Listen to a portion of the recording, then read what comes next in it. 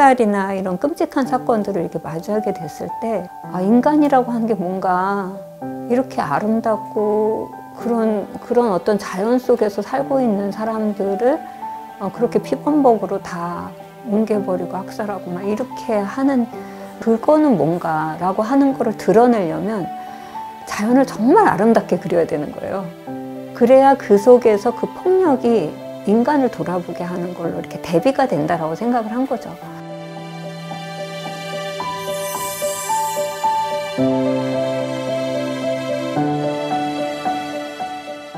용맹호는 베트남 참전 군인의 그 전쟁에 대한 트라우마, 그거를 가지고 만든 작품이에요.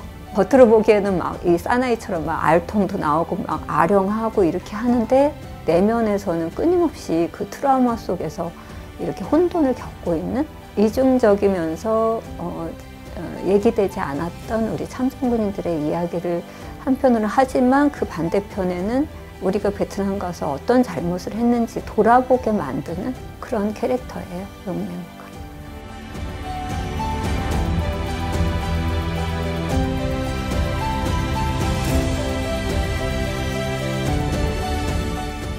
(2010년도에) 그 꽃할머니 책이 나왔거든요. 근데 그때 본문이 끝나는 장면에서 할머니 이야기로만 끝나는 게 아니라, 이게 전쟁이 일어나는 곳에는 항상 그런 성폭력과 그런 피해자의 아픔 같은 게 항상 그게 같이, 어린아이, 뭐 여성 다 약자로서 그 피해가 있기 때문에, 그래서 이제 그 마지막 그림을 그릴 때 맨 처음에는 이라크 여성만 그렸었거든요.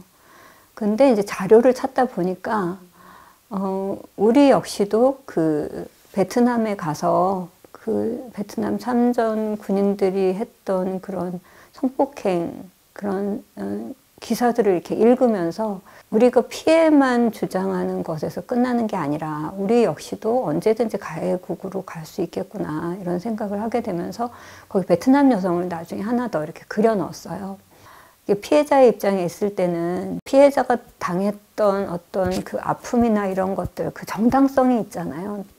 당신네들이 잘못했으니까 사과하고 보상하라, 이렇게 주장할 수 있는데, 이게 가해자의 입장은 끊임없이 자기 반성을 해야 되는 거예요. 내가 무엇을 잘못했는지, 그리고 그걸 인정해야 되고, 근데 그게 계속 그게 입장이 바뀌었을 때 갖는 부담감이라고 하는 거는 제가 상상할 수 없었던 것 같아요.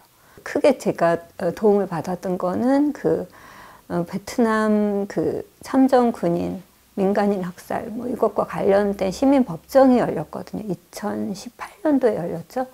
이제 그때 나온 자료집들, 거기 그때 행사 이런 데 참여해 보면서, 아, 이게 가해자 입장에 선다는 게 이게 무슨 의미인가라고 하는 거를 그때 좀 이렇게 뭉뚱그려져 있는 갈래를 이렇게 좀 하나하나 이렇게 좀 갈래를 지울 수가 있었고, 그러다 보니까 이제 꽃할머니에서 시작된 게 여기서 완성이 됐구나.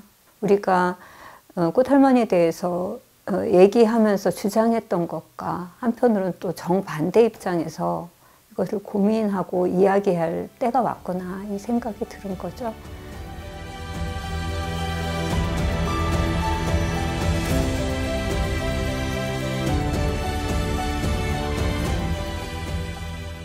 제일 많이 아팠을 때가 그 꽃할머니 할 때 그랬던 것 같아요. 그러니까 그 꽃할머니 책을 하면서 내가 느꼈던 그 아픔의 깊이가 나한테 많이 있으니까, 그 다음부터는 그 아픈 것들이 더 잘 보이는 거예요. 다른 사람들은 아, 저 아픔은 그냥 나하고 상관없는 사람들의 이야기, 그래서 얼마든지 즐겁게 밥도 먹고 놀라고 하고 그렇게 할 수 있거든요. 근데 저는 그게 잘 안 되는 거죠. 이미 아픔을 한번 보면 계속 그게 마음에 걸리고, 내가 노는 동안 저 사람은 저렇게 아픈데 라고 하는 거가 항상 뒤에서 이렇게 날 잡아다니고 있는 거죠. 사실 시작할 때는 되게 힘들거든요. 관련 자료도 읽고 막 근데 제가 만일 그 책에서 어떤 희망이나 어떤 대안을 제시하지 않고, 그래 그때 이런 일이 있었어 라고 사람들한테 이렇게 책을 들이밀면 그럴 것 같거든. 그래서 어쩌라고 나더러. 왜 나 몰라도 되는 걸 당신이 대책도 없으면서 나한테 뒷이냐 이런 목소리가 들리는 거예요. 그러니까 그 안에 어떤 식으로든지 내가 발견한 희망, 그래도 우리는 그 사람들을 기억하고 살아갈 힘을 그 책을 보면서 얻어야 되기 때문에 저도 그 책을 하는 과정에서 그걸 얻으려고 노력하는 거죠. 우리가 희망하는 곳으로 가기 위해서 어떤 노력을 하고 있는지, 그리고 그게 인간 안에 있다고 하는 거를 들여다보게 하는 거, 이게 더 중요해 라고 끊임없이 저를 설득하면서 책을 마무리하면 제가 인간에 대한 신뢰가 다시 생기는 거죠. 맨 처음에 어떻게 인간이 이럴 수 있어 막 분노하다가, 그래 인간에는 이런 게 있어, 그렇기 때문에 우리는 같이 갈 수 있어, 이런 생각들을 갖게 되는 거죠.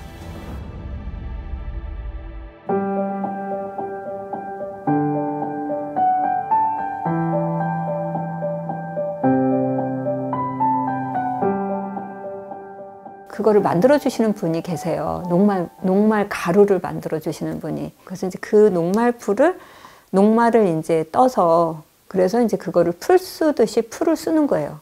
그걸 가지고 배접을 할 거거든요. 배접은 보통 그 맨 위에 그려질 종이를 맨 밑에 깔아요. 그거를 공기층이 안 들어가게 쫙 그 바닥에 붙여. 그리고 그 위에 이제 풀을 칠하고, 그 다음에 종이를 한 장 덮고, 또 공기층이 안 들어가게 다 이거를 판판하게 그 공기층을 빼고 그 위에 풀을 칠하고 또 한 번 덮고, 그리고 가장자리에만 풀을 칠해요. 그런 다음에 이제 화판에다 붙이는 거예요. 그럼 나중에 다 마른 다음에 그림 다 그리면 그 풀 칠한 자리 안으로 이렇게 잘라내면 딱 그림이 떨어지는 거죠. 그러니까 화판에 붙이는 거는 판판하게 작업하기 위해서, 그리고 또 그 위에 밑칠 작업을 하기 위해서 이제 화판에 붙이는 거예요.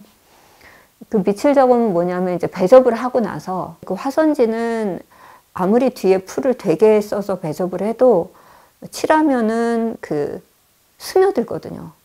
그리고 색이 탁해져요. 그러니까 칠할수록 색이 탁해져. 그러니까 맑은 색깔을 원하면 그 위에 마치 그 캔버스에 젯소 바르는 것처럼 그렇게 밑칠을 해야 돼요. 근데 그 밑칠을 저는 이제 호분에다가 악교, 그 다음에 명반을 같이 섞어요. 그래서 이제 그걸 가지고 밑칠을 하는데, 그것도 이제 밑칠을 더 두껍게 더 많이 올리면 아예 안 번지는 거고, 그것도 그 농도를 제가 조절하면 약간의 번짐이 있는 거예요. 동양화가 가는 이 재료를 쓰는 재미는 바로 내가 종이도 만들고 내가 생각한 대로 이거를 예상할 수 있게 뭔가를 표현할 수 있는 거예요. 재료에서. 그리고 그것이 갖는 우연적인 효과도 나는 즐길 수 있고, 그런 여백이 있는 재료인 거죠. 그래서 이번에 그 그림 그릴 때도 그 이렇게 야자수 칠 때 이렇게 쭉 그리고 그 야자수 잎을 물기를 좀 풍부하게 묻혀서 붓으로 툭툭 치면 마치 그 약간의 번짐이 생기면서 그 여백을 이렇게 만들어내더라고요. 그래서 이 정도로 그 밑칠을 그렇게 한 게 이번엔 잘 됐네 이러면서 이제 색을 칠하는 거죠.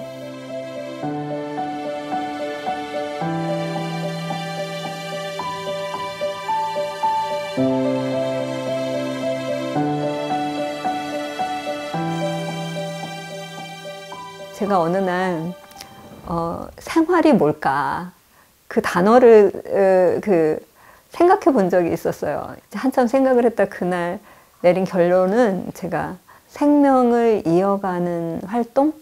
이렇게 정리를 했던 것 같아요. 그 자기 생명을 끊임없이 이어가는데 그 안에 끊임없이 휘둘리고 또 힘들고 또 즐겁기도 하고 이런 것들이 매일 반복이 되는 거잖아요. 그렇지만 매번 다르게.